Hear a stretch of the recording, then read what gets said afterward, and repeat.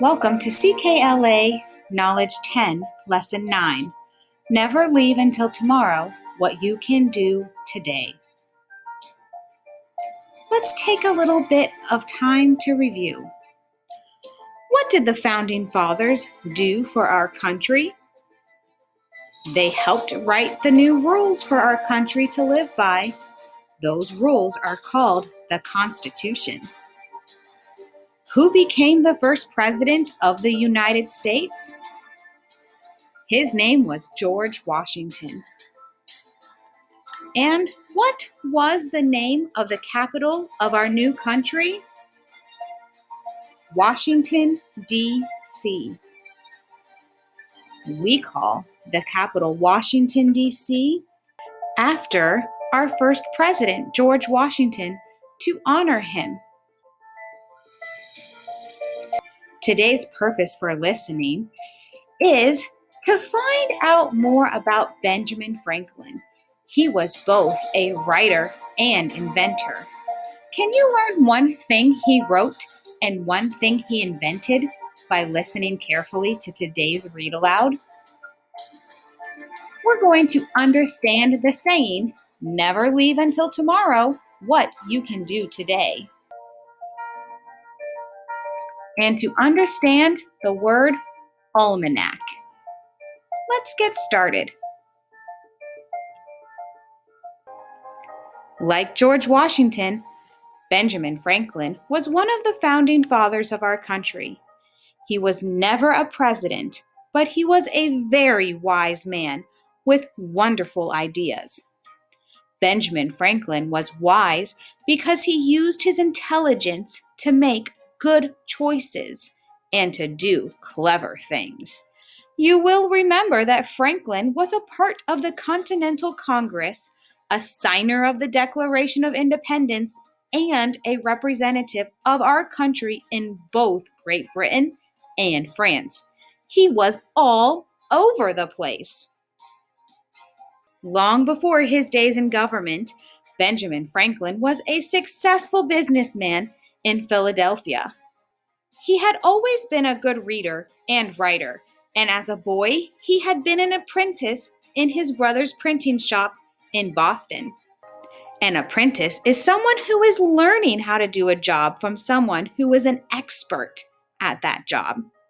So when he moved to Philadelphia, Franklin set up his own printing shop and started his own newspaper, eventually becoming the busiest printer in the American colonies. For more than 25 years, Benjamin Franklin published a series of books called Poor Richard's Almanac.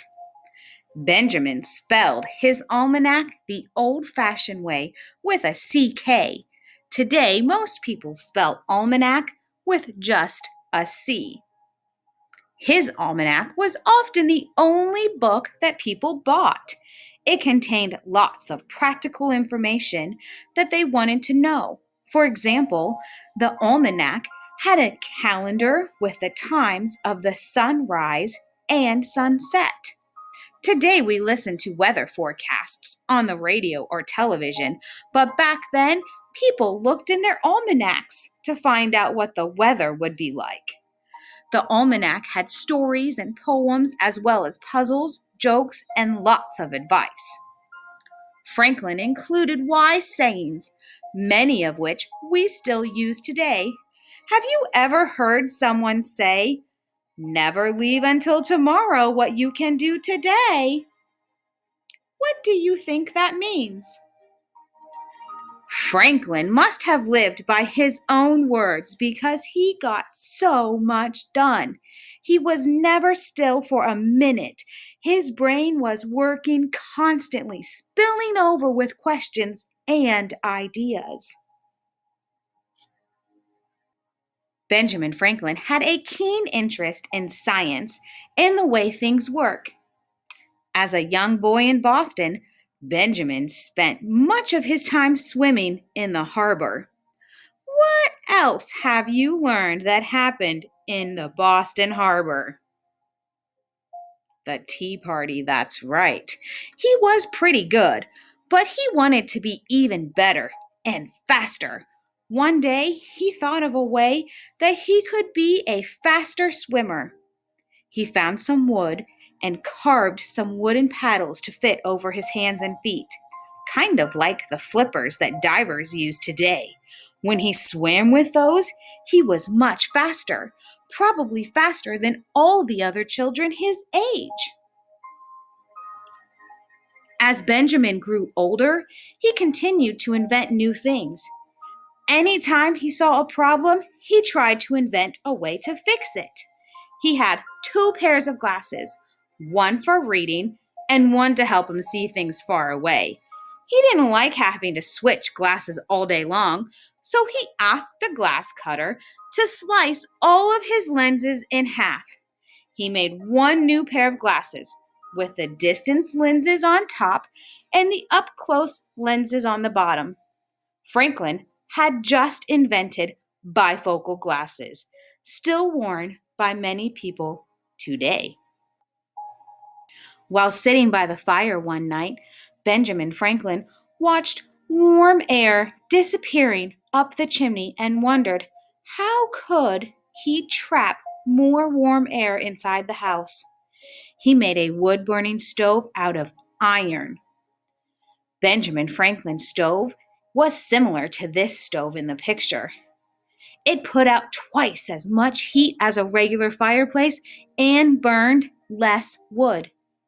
This stove was named the Franklin stove after its inventor.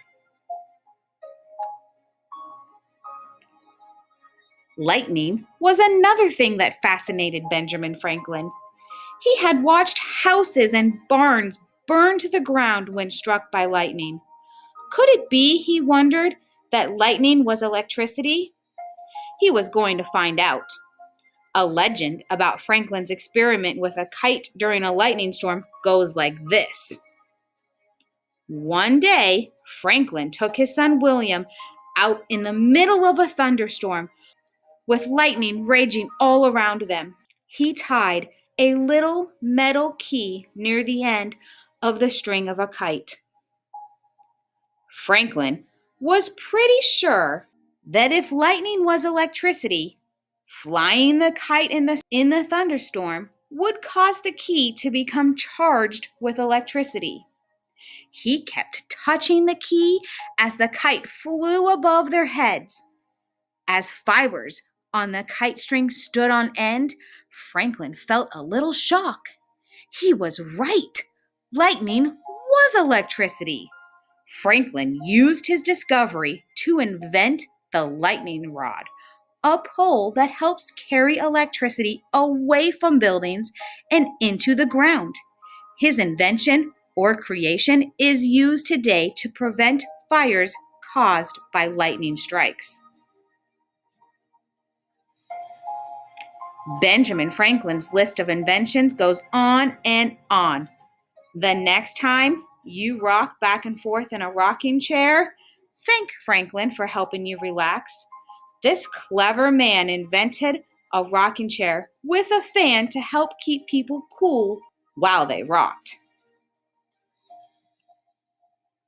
In 1790, just 3 years after the Constitution was written for our country, Benjamin Franklin died peacefully in his sleep at the age of 84.